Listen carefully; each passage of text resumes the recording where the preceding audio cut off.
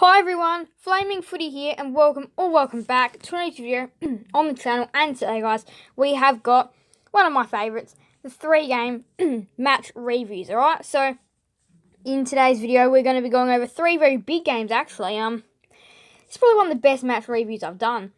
Just because the quality of the games that we have, Dogs, Swans, D's, Bombers, Adelaide, Port Adelaide, the quality of the games were pretty good. Now, 2 of the 3 games were fantastic.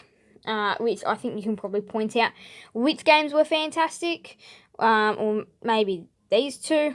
But yeah, had some fantastic finishes to all 3 of these games though. And I'm really excited to hop into this one. So let's just go ahead. Let's not waste any more time. Let's go ahead and hop right into things. Although the games we are reviewing today are Bulldogs versus Sydney, Demons versus Dons, and the Crows and the Power. So let's go ahead and hop right into things.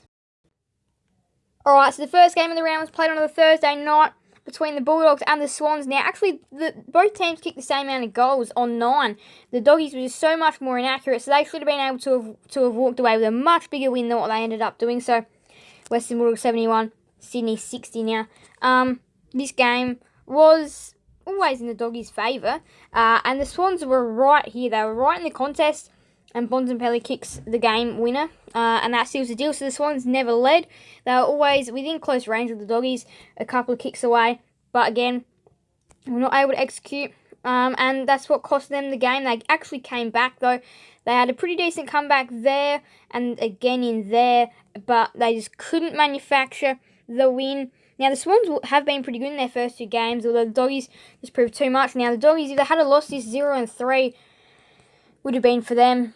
And oh man, that really does, if you go 0-3, that really does put a real hurt. That's like a real punch as well.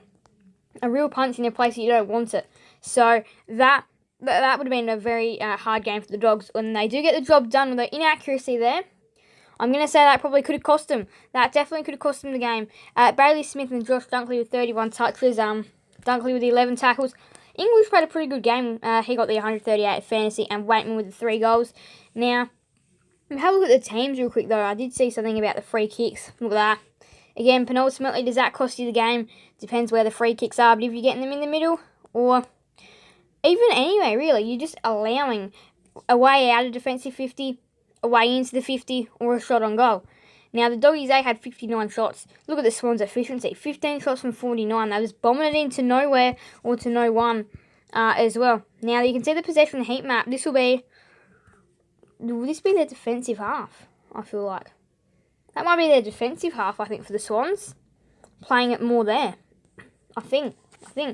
And yet, time in front, the Doggies. Now, I did have 5 rushed, 1 touch, but you can see their poster. 8 behinds on that side, 2 on that side. It was, yeah, it was interesting. Now, I do still think that the Swans were definitely a chance in this game, but maybe they just didn't use their chances. They definitely didn't score anywhere near as much as the Doggies did. In fact, 9-6-15. The Doggies actually scored more behinds than what the Swans even got on their shots. Again, though, I feel like if they were to do this again, the Dogs, this will be costly.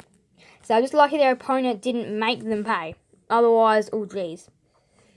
So yeah, English, he was pretty good. And then Dunkley, Hunter, Smith getting in there with the high fantasy. Blakey and Bontempelli also above 100. Have a look at the goals behind. Hayward, Franklin got 2 as well. And then a lot of just ones, as it was a bit more of a low-scoring game. 29 for Lloyd off the half-back line. 28 for Hunter. Where's McRae? I'm pretty sure he would have played. Yeah, he gets 24. Now, that's interesting. McRae with the 24. Now, we do know McRae, he's quite a high ball getter. 24 for him is actually quite low. English gets 24 as well.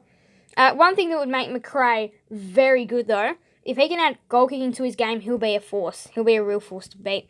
Hit outs, 28 for English, 21 for Hickey. So, we're going to go and have a look at the next game, which is Melbourne versus Essendon on the double up of the Friday Nighters. Now, in this game, Melbourne running out convincing winners after being scared by the Bombers at some stages, 99-70.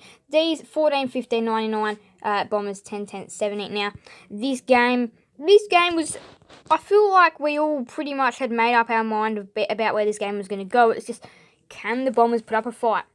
And that's been the question that we've been asking about for the past 3 weeks about the Bombers. Can they put up a fight? Can they try? And the answer to this game was penultimately no, really. So they actually hung with the D's for pretty much the 3 quarters. And then in the final term, it's that staircase right there that gets it up. The Bombers do sit a chance in the end in that final term to come and steal it away. But the D's just proving way too strong. They get the job done. Now, this first quarter, the Bombers were inaccurate. You can see 0-4, 3-5. But the D's were also inaccurate. 3-5, 4-8, 9, 12, 14, 15. Now, lots of behinds. Scrappy contest early. But in the end, it does actually open up to be quite a high-scoring game, and the D's do get the job done. Now, with the power of their midfield, they can go forward and kick goals. 38 touches for Oliver, 156 fantasy for Brayshaw, 7 tackles for Caldwell, 4 goals for Wiedemann, and Wright. Wright was playing a very good game. He was getting into space. Hit outs, 19 for Draper, 17 for Gawn, 16 for Phillips, 11 for Jackson, 3 for McDonald. So they're getting in there. And then Brayshaw, Oliver, Langdon, Gawn, the only players above 100 for anyone. And then 2 goals for Fritsch, Harms, and Stringer. Disposal, we have a look at that. 34 for Brayshaw, 31 for Langdon, 25 for Shield, and 24 for Parrish. We have a look at the tackles, 6 for Keziah Pickett.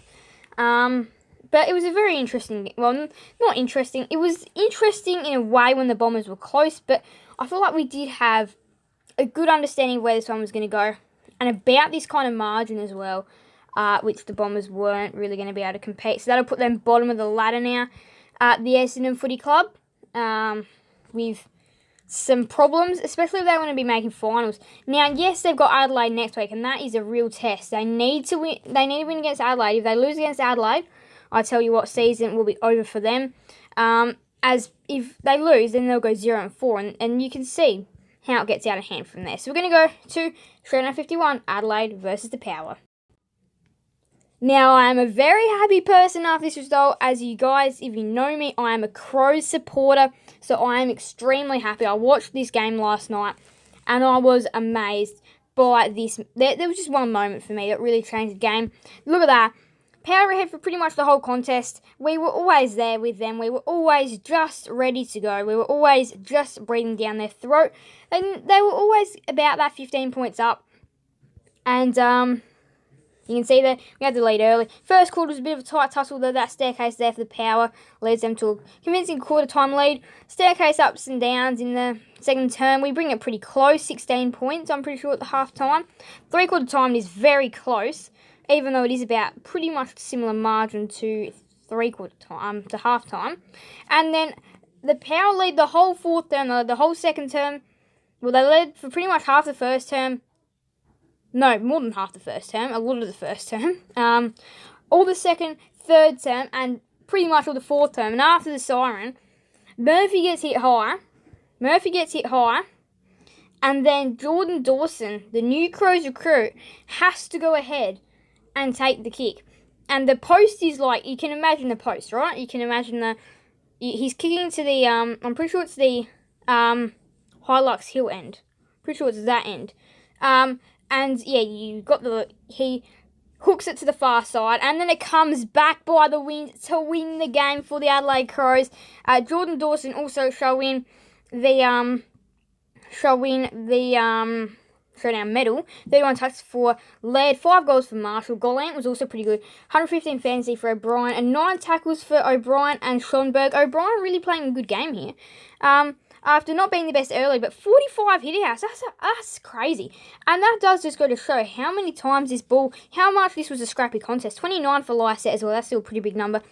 4 for Marshall, 1 for Himmelberg, 1 for Himmelberg, not 1 for Schonberg, sorry. 1 for Himmelberg. But amazing. And the Adelaide Crows, I know this is my team, but still amazing. 111 fantasy for Wines, 109 for Boak, 108 for Schonberg, 100 for Dawson. 5 goals straight for Marshall, 4 goals for Himmelberg and Gallant. Really important. 2 goals for Dawson. He was really important as well. The new Crows recruit, that's why we got him. 31 touches for Laird, 30 for Wines, 29 for Crouch. And then 28 for Boak, 25 for Keys. So Keys had a lower possession game, but this was a lot of the numbers shared. 24 for Scholl, Dawson, 23 for Himmelberg. But yeah, again, it's making use of them disposals. 8 tackles for Boak and Amon, 7 for Keys, Wines, McKenty, and Butters. Does he have 7? No, not Butters. But yeah, it was a fantastic game, this one. Probably one of my favourite games that I'm ever going to see as a Crows supporter. This is just amazing. Now, for the Power, they have problems. 0 and 3. They have some serious problems now. If they want to be a top 4 team, they've got to really fine-tune their work, and they've got Melbourne next week. So I don't think they're going to be it's going to be any better there. If you lose to a team like the Crows and the Hawks, you can't beat the D's. You can't.